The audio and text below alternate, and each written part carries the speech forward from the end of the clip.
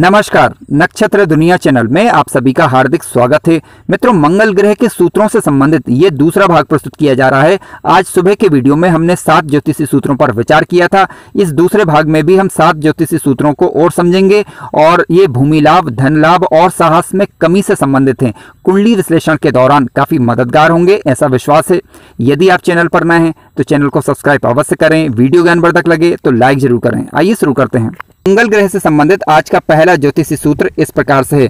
कुंडली के चतुर्थ भाव में यदि स्वराशि, मित्र राशि अथवा उच्च राशि का मंगल हो और यह मंगल लग्नेश या चतुर्थेश का तात्कालिक मित्र भी हो तो ऐसा जातक अपने जीवन काल में भूमि, भवन, वाहन इत्यादि के समस्त सुखों को प्राप्त करता है।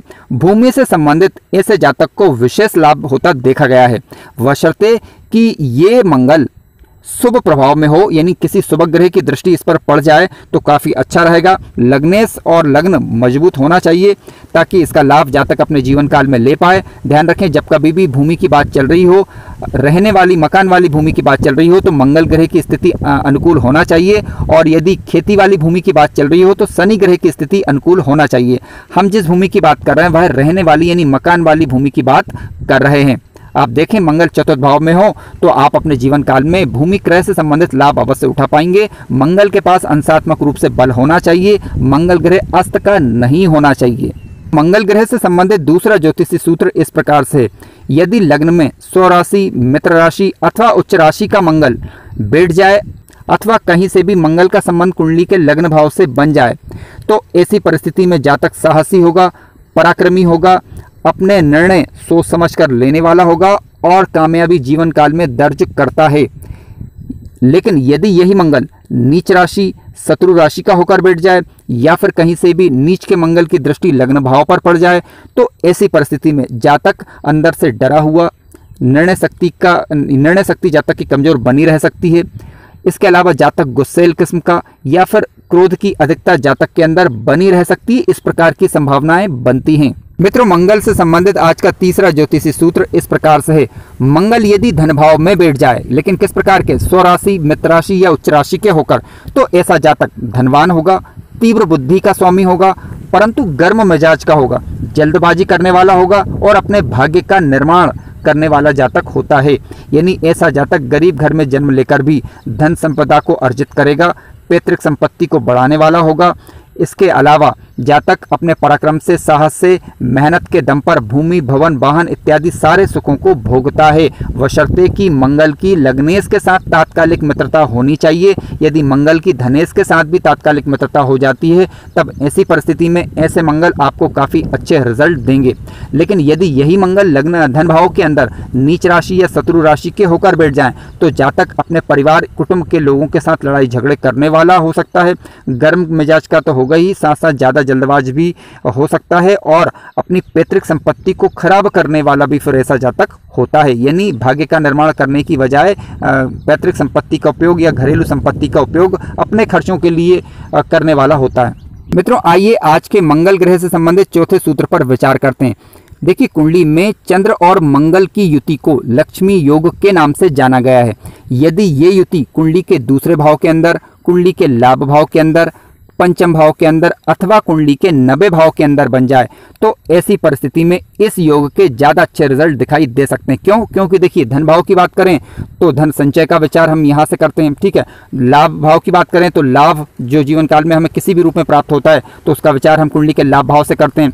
इसके अलावा कुंडली के पंचम और नवम भाव की बात करें तो ये लक्ष्मी भाव माने गए हैं, यानी लक्ष्मी प्रदाता भाव माने गए हैं। तो इन भावों में इस युति के अच्छे रिजल्ट दिखाई देंगे। इन ग्रहों की दशा या अंतर्दशा के दौरान आपको धन की दृष्टि से अच्छा लाभ होता दिखाई देगा, बशर्ते कि दोनों में से कोई भी ग्रह नीच अवस्था का नहीं होना चाहिए, ठीक है, और ग्रहों के पास अंशात्मक रूप से बल होना चाहिए।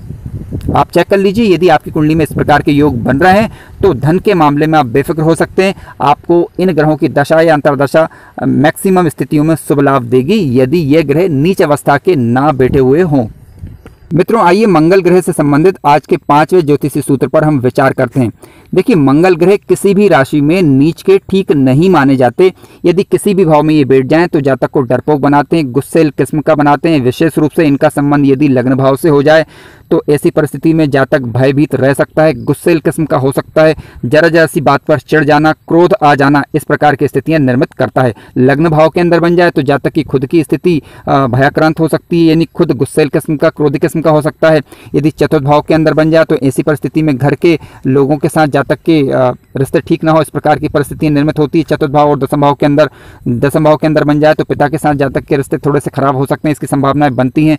कार्य क्षेत्र के अंदर जातक जो है लड़ाई झगड़े वाला हो सकता है। धन भाव के अंदर बन जाए या फिर कुंडली के अष्टम भाव के अंदर बन जाए तो ऐसी परिस्थिति में जातक जल्दबाज किस्म का भी हो सकता है। ठीक है, पंचम भाव के अंदर बन जाए तो शिक्षा में व्यवधान उत्पन्न होना, या फिर कह सकते हैं कि संतान के साथ मतभेद की स्थिति उत्पन्न होना, या फिर कुंडली के लाभ भाव के अंदर बन जाए तो धन के मामले की दृष्टि से देखा जाए तो ये भी ठीक नहीं कहा जा सकता। हालांकि कुंडली के लाभ भाव के अंदर कोई भी ग्रह बैठे अपनी दशा अंतर्दशा के दौरान लाभ देते हैं, परंतु ग्रह जो है नीच अवस्था के या शत्रु क्षेत्रीय नहीं होना चाहिए, क्योंकि यदि शत्रु क्षेत्रीय या नीच अवस्था के ग्रह लाभ भाव के अंदर बैठेंगे तो लाभ के स्थान पर नुकसान देखने को मिल सकते हैं।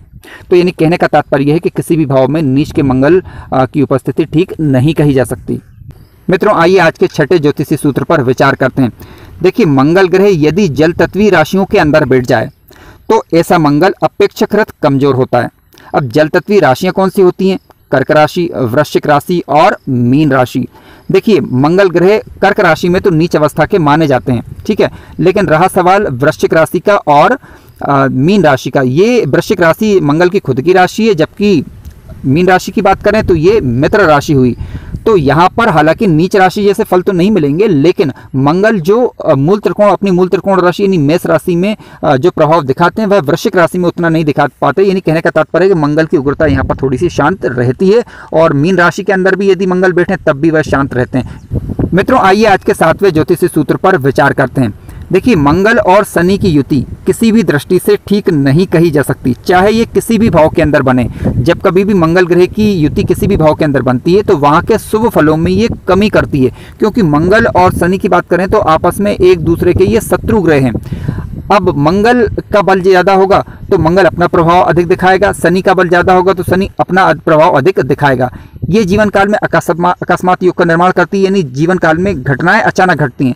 हालांकि ऐसा नहीं कि इस युति के हमेशा बुरे प्रभाव मिलेंगे, इस युति के कई बार अच्छे प्रभाव भी देखे जाते हैं। जातक को ये टेक्निकल क्षेत्रों में महारत दिलवाती है, ठीक है। आकस्मिक रूप से प्रमोशन होना, आकस्मिक रूप से धन लाभ होना, लेकिन आकस्मिक रूप से धन हानि होना, इस प्रकार के योग भी बनते हैं इसमें। इसके अलावा आकस्मिक रूप से घटनाएं भी घटती हैं, इस प्रकार की स्थितियां भी निर्मित होती हैं। यदि आपकी कुंडली के अंदर मंगल शनि की युति बन रही है तो आप हनुमान चालीसा का पाठ भी आप कर सकते हैं, सुंदरकांड भी कर सकते हैं। तो इसके कारण मंगल के बुरे प्रभाव में कमी आती है यदि मंगल आपकी कुंडली में कारक ग्रह नहीं है तब, ठीक है। यदि शनि अशुभ हो रहा है तो शनि की वस्तुओं का दान भी आप कर सकते हैं, तो शनि के नेगेटिव प्रभावों में कमी आ जाती है। मित्रों वीडियो ज्ञानवर्धक लगा हो तो लाइक जरूर करें, चैनल पर नए हो तो सब्सक्राइब भी करें। धन्यवाद।